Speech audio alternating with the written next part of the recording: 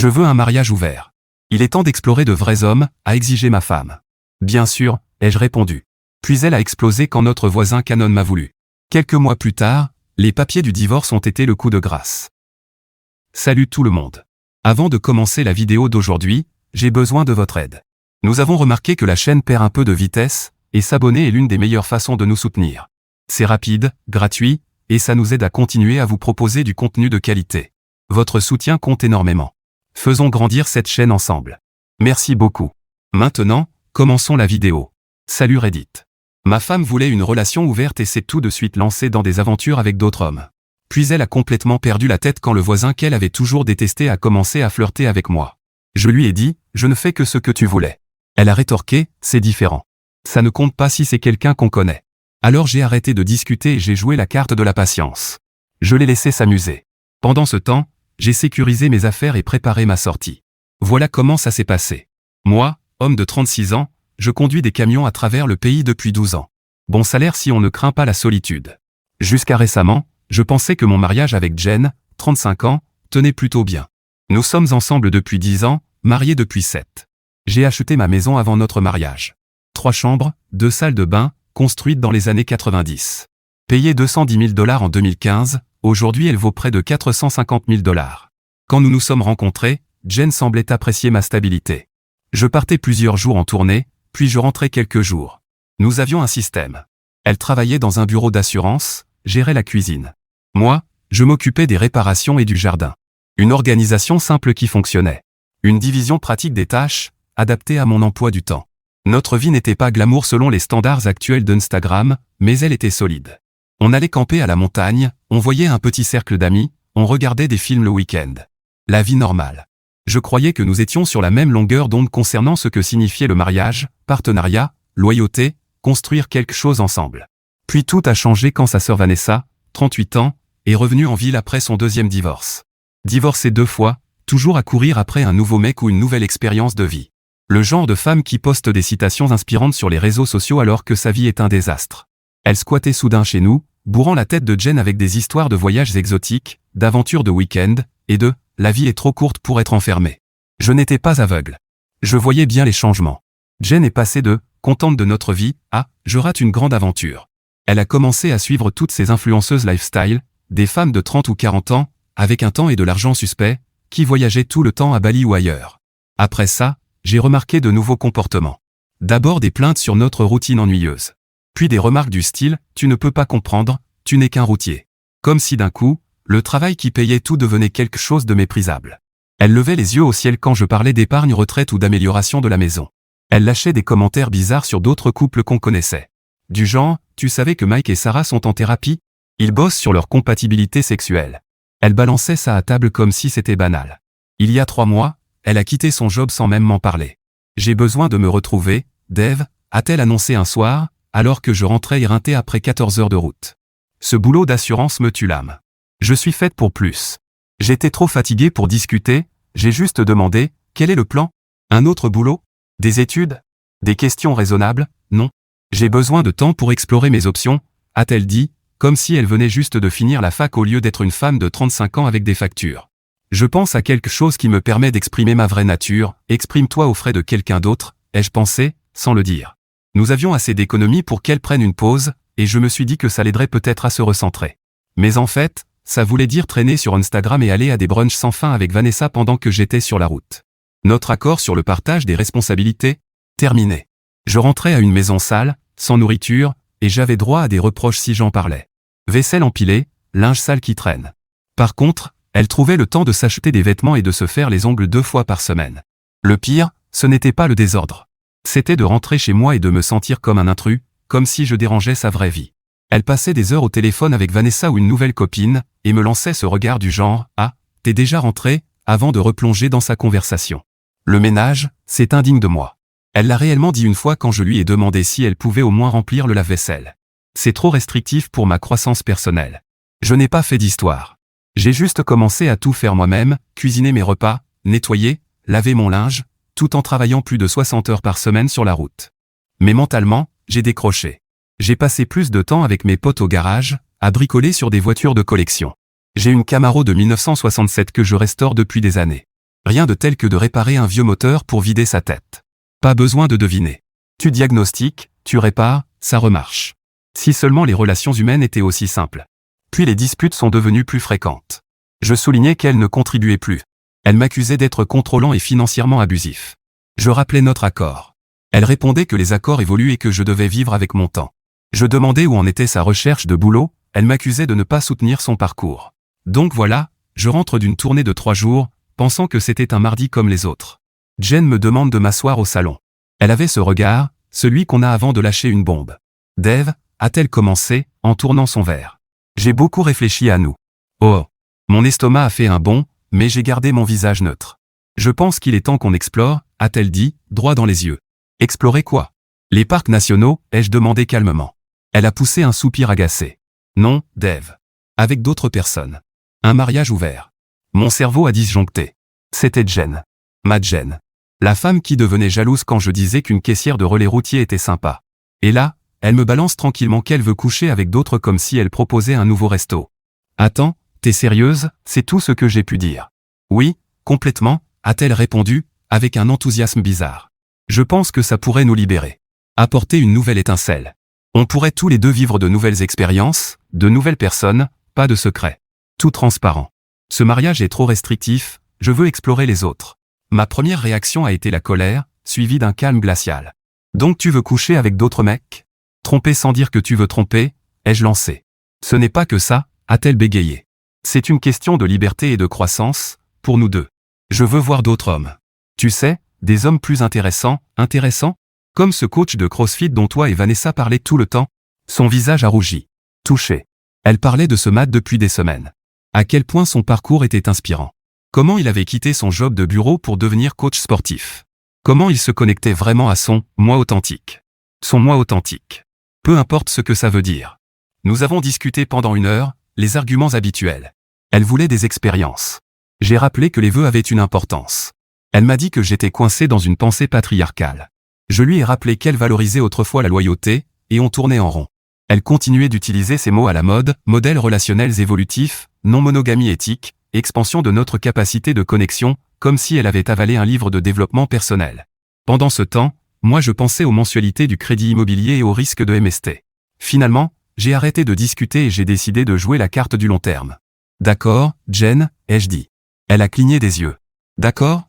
Juste, d'accord? Oui, ai-je répondu. Si c'est ce que tu veux, faisons-le. Elle avait l'air de quelqu'un qui s'était préparé à une guerre et qui voyait soudain l'ennemi se rendre. Méfiante mais soulagée, elle a cru qu'elle avait gagné. Ça rendrait mes prochains mouvements plus faciles. Son expression choquée s'est vite transformée en sourire suffisant, comme si elle avait remporté une victoire. Waouh! Je ne pensais pas que tu serais si ouvert d'esprit. Elle était presque surexcitée. Ça va être incroyable pour nous, Dave. On devrait établir quelques règles de base. J'ai hoché la tête. Bien sûr. Tu pensais à quoi? Elle a enchaîné directement, eh bien, on devrait être honnête sur les personnes qu'on voit. Pas de mensonges ni de cachotterie, et on devrait continuer à se prioriser, genre nos soirées en amoureux et tout ça. Ça a du sens, ai-je répondu. Et peut-être qu'on commence juste par des choses légères. Rien de sérieux ou d'émotionnel avec les autres. Je continuais de hocher la tête, en la regardant poser le cadre qu'elle avait visiblement préparé depuis des semaines. Elle avait sûrement déjà le gars du CrossFit en ligne de mire.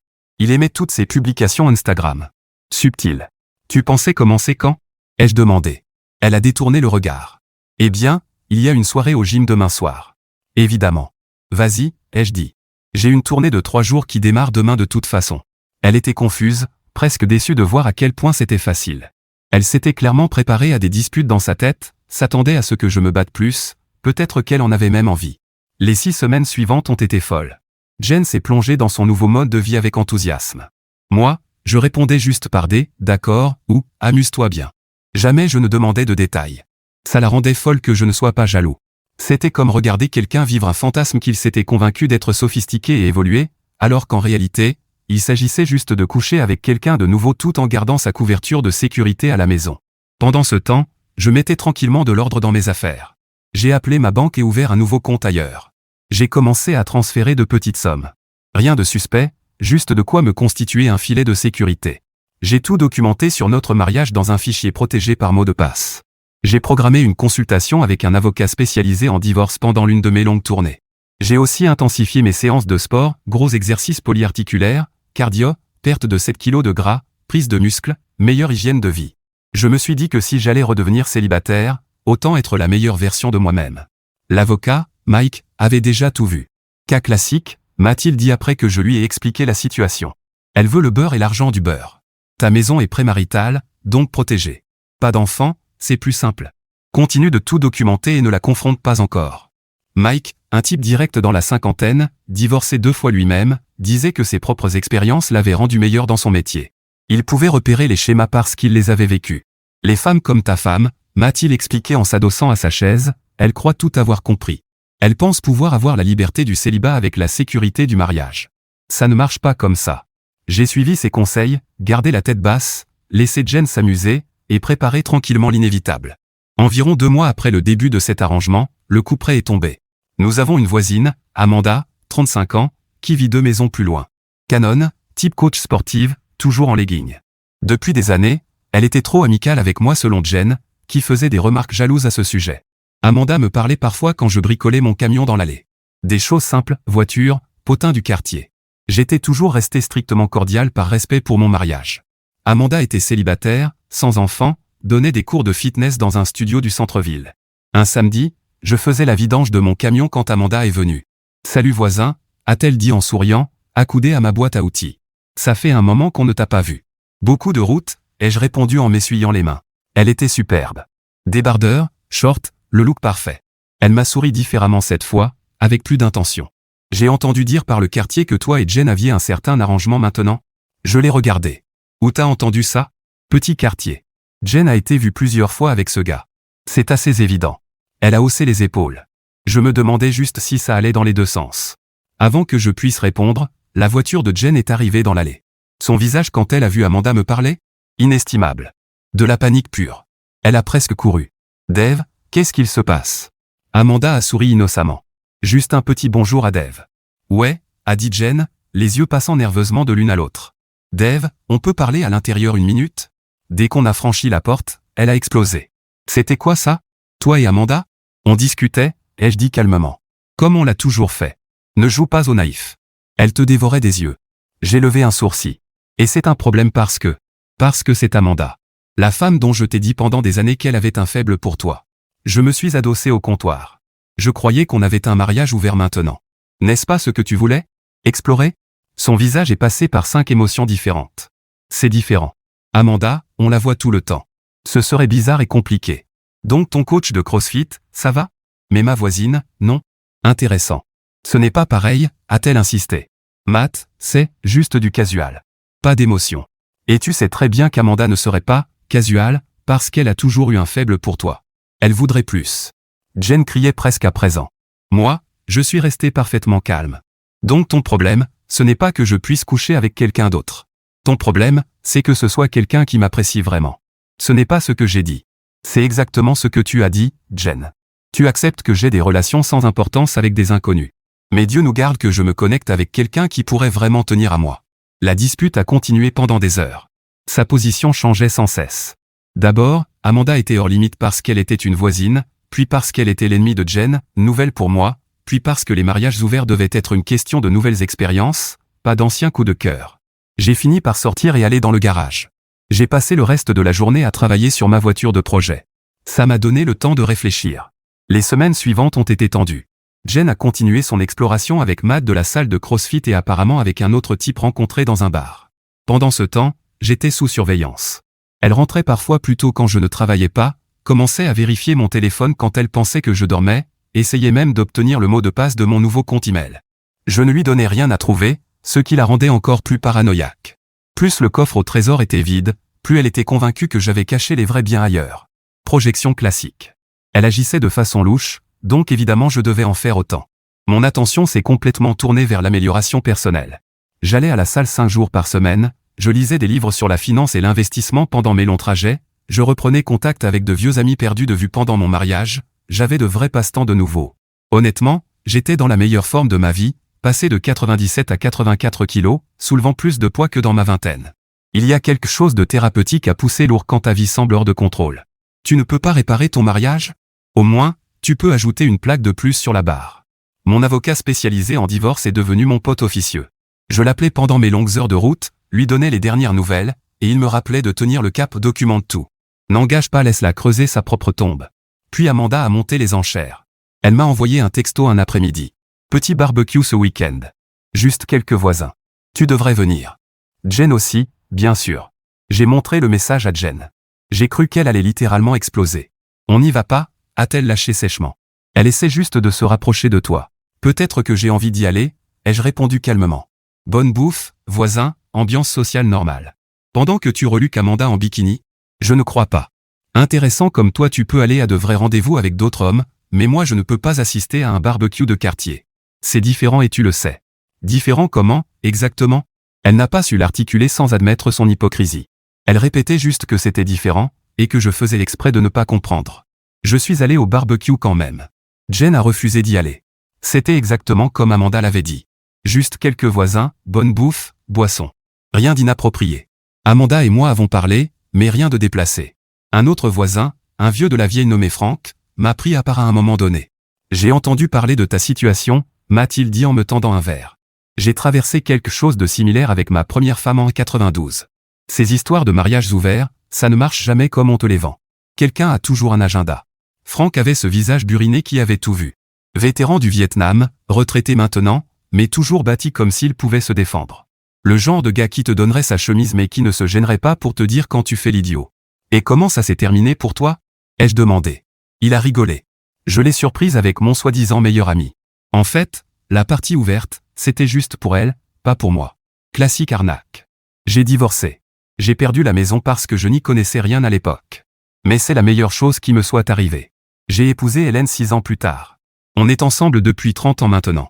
Quand je suis rentré, Jen m'attendait. Tu as couché avec elle? Pardon? Amanda. Tu as couché avec elle? Ne me mens pas, attends. Pourquoi ce serait un problème pour toi? On n'a pas ouvert notre mariage? Amanda est le problème. Ouais, bien sûr. Elle bouillonnait. Elle vérifiait mes vêtements pour sentir du parfum. Qu'est-ce que tu fous? Sérieusement? Tu renifles? L'ironie était tellement épaisse qu'on aurait pu la couper au couteau.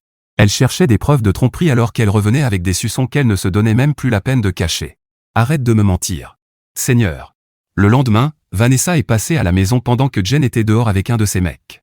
Elle est entrée sans attendre d'invitation. Dave, dit-elle. Il faut qu'on parle. De quoi? Ai-je demandé, sans bouger du canapé. De ce que tu fais à Jen. Elle est en miettes. J'ai éclaté de rire.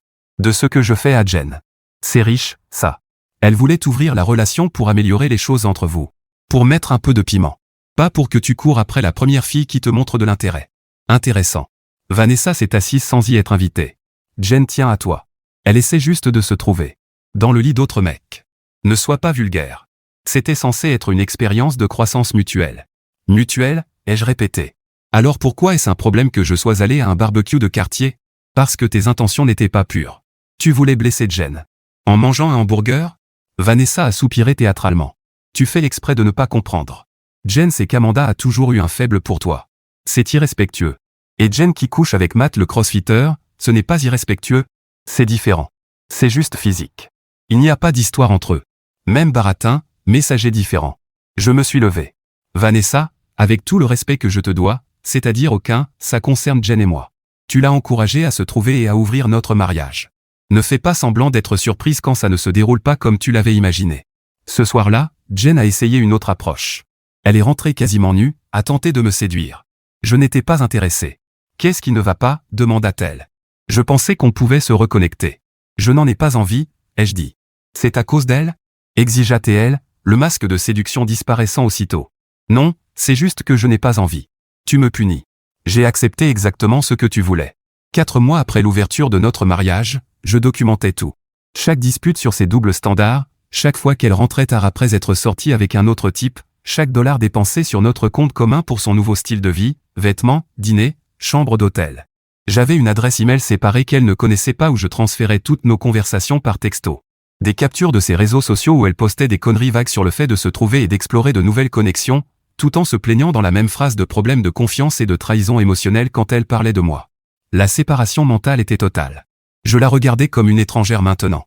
Il y a eu une nuit, environ 3 mois après, où je suis rentré plus tôt que prévu, et je suis tombé sur Jen et Vanessa assises à notre table de cuisine avec une bouteille d'eau pétillante entre elles, en train de planifier ce qui ressemblait à mon exécution financière. Il suffit de trouver un moyen de mettre ton nom sur l'acte de propriété d'une manière ou d'une autre, disait Vanessa, ou au moins d'établir que tu as contribué de façon significative à sa valeur. Je me suis retiré discrètement, puis j'ai fait exprès de rentrer bruyamment une minute plus tard. Elles ont immédiatement changé de sujet, mais le mal était fait. Ce n'était pas juste deux sœurs explorant des structures relationnelles modernes. C'était un effort coordonné pour me dépouiller de tout ce que j'avais. Mon avocat montait un dossier solide. Dans notre État, l'adultère ne compte pas beaucoup pour un divorce, mais l'irresponsabilité financière et l'abandon, si. Et Jen cochait les deux cases. Elle avait quitté son travail, ne contribuait en rien au foyer et dépensait notre argent librement. Pendant ce temps, je payais l'hypothèque de ma maison acquise avant le mariage, toutes les factures, et je m'occupais encore de l'entretien et du ménage. Abandon classique des devoirs conjugaux. Mais je suis resté calme. Je ne l'ai pas confronté. Je n'ai pas trop secoué le bateau. J'ai simplement avancé en silence et me suis préparé. Pendant ce temps, ma transformation physique continuait régulièrement. Ma confiance avait grimpé en flèche par rapport à mes débuts. Mes vêtements m'allaient mieux. Ma posture s'était améliorée. Même mon patron a commenté les changements positifs. Peu importe ce que tu fais en ce moment, continue. Tu as l'air en forme, tu travailles mieux que jamais. Amanda était devenue une alliée inattendue, pas sur le plan romantique, mais comme quelqu'un qui voyait clair dans les conneries de Jen. Elle était au café hier, m'a texté Amanda pendant un trajet vers Cincinnati, avec un type qui jouait au petit couple. Puis elle a eu le culot de me lancer un sale regard quand elle m'a vu. Jen menait une double vie. L'épouse dévouée quand ça l'arrangeait, la fêtarde célibataire quand ça ne l'arrangeait pas. J'ai aussi installé des caméras de sécurité dans les pièces communes de la maison. Entièrement légales puisque c'était ma propriété avant le mariage. Je n'en ai pas parlé à Jen. Elles l'ont filmé en train de ramener des hommes à la maison quand j'étais sur la route, alors qu'elle avait spécifiquement dit qu'elle ne le ferait pas. Notre lit et notre espace, avait-elle insisté au moment de fixer les règles de départ. Apparemment, cette règle ne s'appliquait qu'à moi. Les caméras l'ont aussi surprise en train de fouiller mes tiroirs, de vérifier mon courrier, cherchant je ne sais quoi. Probablement des documents financiers, ou des preuves de mes propres infidélités qu'elle pourrait utiliser contre moi. J'ai aussi entendu elle et Vanessa me dénigrer dans mon propre salon, planifier comment me gérer, discuter de ce qu'elle ferait de la maison le moment venu, comme si elle lui appartiendrait un jour. Je dois juste le maintenir tranquille jusqu'à ce que je trouve ma prochaine étape, disait Jen. Matt est marrant, mais ce n'est pas vraiment un mari potentiel, et je dois être intelligente avec cette maison. Elle vaut une fortune maintenant, avec le marché tel qu'il est. Elles ont poursuivi en discutant de la façon dont elle pourrait réclamer une part de propriété malgré le fait que ce soit mon bien prémarital. Vanessa a suggéré de prétendre qu'elle avait contribué de façon significative à son entretien et à son amélioration, ce qui était risible vu qu'elle n'avait jamais changé une seule ampoule. J'ai envoyé l'enregistrement à mon avocat. Il était ravi. C'est de l'or, a-t-il dit. Une preuve claire d'intention de fraude. Continue d'enregistrer. C'est ce que j'ai fait. Chaque conversation, chaque dispute, chaque mensonge, tout était documenté, sauvegardé, envoyé à mon avocat. Pendant ce temps, ma stratégie de sortie prenait forme. J'avais sécurisé un box de stockage pour mes biens importants, héritages familiaux, documents, la petite collection d'armes que mon grand-père m'avait laissée. Tout ce qui ne pouvait pas être remplacé ou que je ne voulais pas risquer de perdre dans le chaos inévitable de la séparation. J'avais transféré environ 60% de nos économies communes sur mon nouveau compte, pas assez pour être considéré comme une dissimulation d'actifs, mais suffisamment pour ne pas me retrouver sans rien si elle essayait de vider les comptes. J'attendais mon opportunité avec Jen, et elle approchait. 6 mois après l'ouverture de notre mariage, les choses atteignaient un point de rupture. Jen devenait négligente, passait des nuits entières dehors, se donnait à peine la peine de mentir sur ses activités, dépensait de l'argent comme de l'eau. J'avais stratégiquement déplacé la majeure partie de nos fonds communs sur mon compte séparé, laissant juste assez pour les factures et les dépenses de base, plus une belle réserve qu'elle pouvait dilapider en brunch et en escapade à l'hôtel, juste assez pour éviter de susciter des soupçons. Elle n'avait même pas vérifié le solde une seule fois en des mois. Trop occupée à se retrouver ou pour regarder les relevés bancaires ou se demander d'où venait l'argent, puisqu'elle ne travaillait plus. Puis un soir, tout a changé.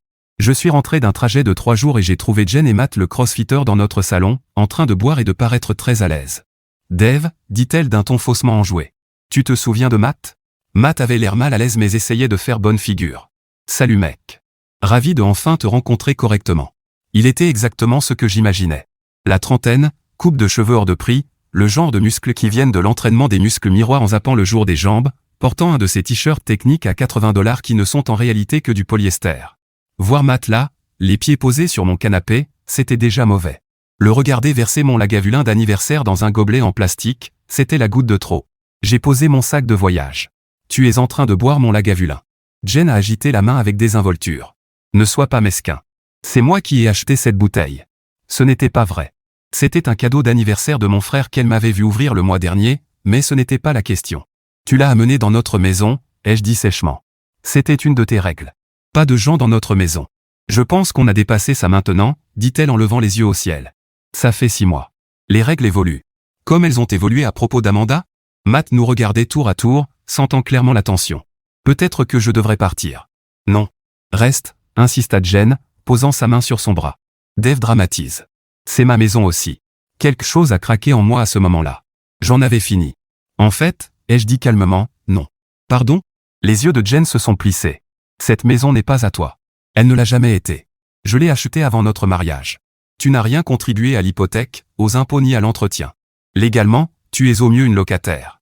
Son visage s'est empourpré de colère. Comment oses-tu? On est mariés. Ce qui est à toi est à moi. Ce n'est pas comme ça que les biens prémaritaux fonctionnent dans cet état, ai-je répondu.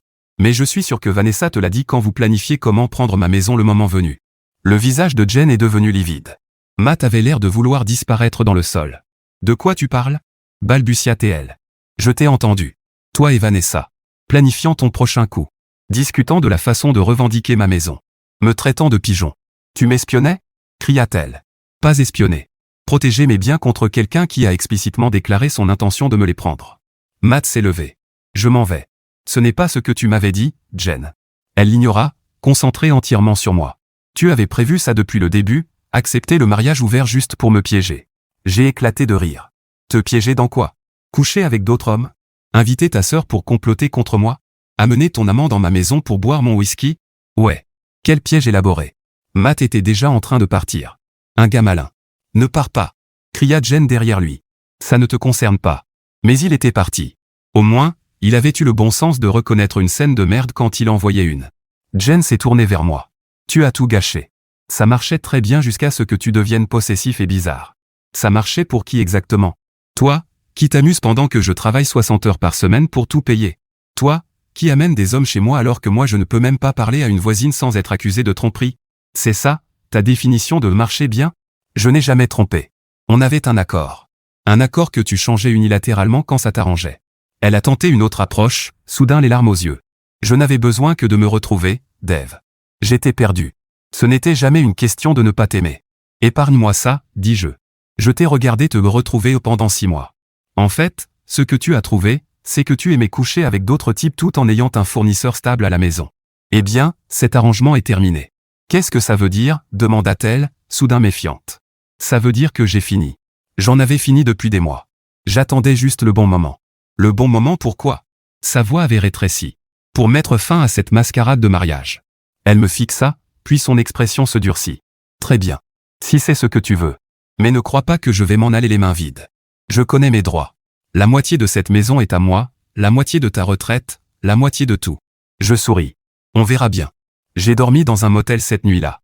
Le matin venu, j'étais au téléphone avec mon avocat. C'est le moment, lui ai-je dit. Elle a amené un de ces types chez moi, buvant mon whisky. Il était prêt. Les papiers étaient rédigés. Tout organisé pour maximiser ma position et réduire au minimum ses prétentions. Je suis retourné à la maison pour prendre un autre sac de vêtements avant de repartir sur la route. Jen m'attendait comme si elle avait passé la nuit debout, les yeux rouges, le chignon en bataille, et bien sûr Vanessa qui rôdait comme son chien d'attaque personnel. Elle se voulait soudain civilisée. Jen voulait parler des prochaines étapes. Apparemment, elle et Vanessa avaient déjà repéré des avocats spécialisés dans le divorce. Leur plan, désormais, était de le faire à l'amiable, leurs mots, pas les miens.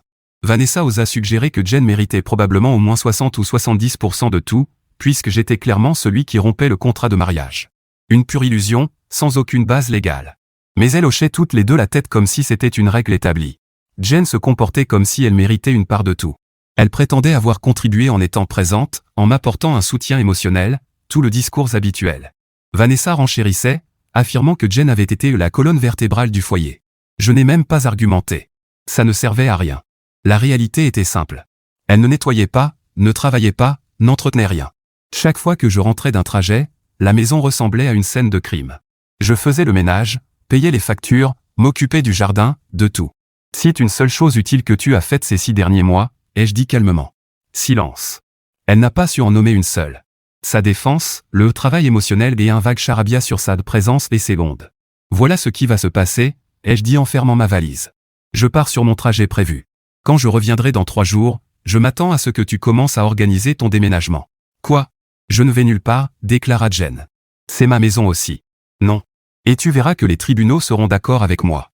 On verra ça, dit Vanessa avec un air suffisant. Mon amie Rachel est avocate en divorce. Les femmes obtiennent la moitié, peu importe le nom sur l'acte de propriété. Ton amie Rachel a l'air d'être une très mauvaise avocate, ai-je répondu. Mais vas-y, engage-la. Ça ne fera que me faciliter les choses. Je les ai laissés là, persuadés d'avoir toutes les cartes en main. Leur illusion en était presque triste. 3 jours sur la route m'ont permis de me préparer à ce qui s'annonçait. Mon avocat a déposé les papiers de divorce, détaillant l'abandon des devoirs conjugaux de Jen, son irresponsabilité financière et ses déclarations explicites d'intention de me dépouiller de mes biens prénuptiaux. Il a également demandé une audience d'urgence concernant l'occupation de la maison, en utilisant les images de Jen ramenant un autre homme comme preuve que sa présence était nuisible à mon bien-être et à mes biens. À mon retour, Jen et Vanessa m'attendaient avec leurs propres documents, une liste manuscrite de revendications. Dave reconnaît 50% de la maison. Paie une pension alimentaire de $3000 par mois pendant 5 ans. Transfère 50% de son 401K à Jen. Couvre tous les frais d'avocat de Jen. Fournit une assurance santé à Jen pendant 3 ans après le divorce. C'est notre position de départ, dit Vanessa, comme si elle était une négociatrice hors pair. Nous sommes prêtes à être raisonnables si tu le es aussi. J'ai parcouru la liste et je l'ai rendue. Ouais, non. Qu'est-ce que tu veux dire par non, demanda Jen. Ce n'est pas comme ça que ça marche, s'emporta Vanessa, le visage rouge. Tu crois que tu peux jeter Jen après qu'elle t'a donné les meilleures années de sa vie? Tu es pathétique. En réalité, c'est comme ça que ça marche. J'ai sorti une enveloppe et l'ai tendue à Jen. Elle l'a ouverte, les mains légèrement tremblantes. En lisant, son visage est passé de la confusion au choc, puis à la fureur. C'est quoi ces conneries? Cria-t-elle. Ce sont des mensonges. Tout est documenté. Tu as été officiellement notifié, ai-je dit calmement. Sa voix monta d'un ton. Tu m'as enregistré? Parfaitement légal ici, et très instructif, surtout tes conversations avec Vanessa sur le moment de prendre ma maison.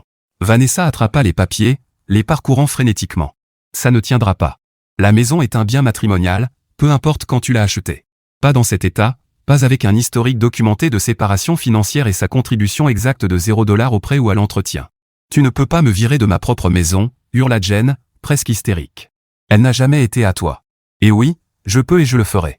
Je vais me battre, menaça-t-elle. Je dirai à tout le monde ce que tu as fait, comment tu m'as piégé. Vas-y. Elle éclata alors en sanglots. Ces sanglots manipulateurs qu'elle avait perfectionnés au fil des années? Ceux qui me faisaient reculer, m'excuser, céder? Plus maintenant. Tu as jusqu'à demain après-midi pour préparer tes affaires essentielles, ai-je dit. Le tribunal te donnera probablement quelques semaines pour retirer le reste de tes affaires, sous supervision. Ce n'est pas fini, siffla Vanessa en la serrant contre elle. Tu as raison, ai-je répondu. Mais c'est plus proche que tu ne le crois. Le juge a statué en ma faveur, comme prévu. Les preuves étaient accablantes. Jen a eu 30 jours pour retirer ses affaires, mais n'a pas pu vivre dans la maison pendant la procédure. Elle a emménagé chez Vanessa, qui s'est vite lassée d'avoir sa sœur comme colocataire permanente. Vivre avec quelqu'un qui ne contribue à rien n'est pas aussi drôle quand c'est toi qui paies les factures. En 2 semaines, elle se disputait constamment. Mon avocat m'a mis en contact avec un conseiller financier qui m'a aidé à protéger mes biens pendant le divorce. Nous avons documenté chaque centime que j'avais gagné, chaque investissement, chaque facture payée, créant un dossier en béton prouvant que Jen n'avait aucun droit dessus. L'avocate de Jen, pas Rachel mais une avocate commise d'office après que Rachel ait refusé l'affaire en voyant les preuves, lui a conseillé d'accepter le règlement proposé par mon avocat. La maison restait à moi comme bien prénuptial. Je gardais mon 401K et ma retraite intacte. Je ne payais aucune pension alimentaire. Elle gardait sa voiture, à son nom. Elle recevait un paiement unique de $10 000, bien moins que ce qu'elle voulait, mais bien plus que ce qu'elle méritait. Elle s'est battue au début, convaincue qu'elle pouvait obtenir la moitié de tout. Mais à mesure que les preuves s'accumulaient et que sa position s'effondrait, elle a fini par céder. Le divorce a été finalisé 4 mois plus tard. Le jour où elle est venue récupérer ses dernières affaires, elle a tenté un dernier coup de poker. Son maquillage était étalé. Elle avait l'air de ne pas avoir dormi depuis une semaine, les cheveux attachés dans ce chignon où je fais une dépression. Vanessa l'avait apparemment mise dehors. D'après les rumeurs, elle n'arrêtait pas de se disputer. CrossFit Matt? Il l'avait ghosté. Je t'aime encore, Dave, dit-elle, debout dans l'entrée de ce qui était désormais fermement ma maison. On pourrait repartir à zéro. J'ai appris ma leçon. Je l'ai simplement regardé. Non, Jen. Ce n'est pas juste. J'ai fait une erreur. Au revoir, Jen, ai-je dit en refermant la porte derrière elle. C'était il y a 6 mois. Le divorce est maintenant définitif. J'ai gardé tout ce qui comptait, ma maison, mon camion, ma dignité. La semaine dernière, j'ai croisé Amanda au magasin de bricolage. Nous avons pris un café après. Rien de sérieux, juste une conversation. Elle m'a demandé si j'étais prêt à sortir de nouveau avec quelqu'un. Je lui ai dit que je préférais rester volontairement célibataire pour l'instant. La vie continue. Mieux que jamais.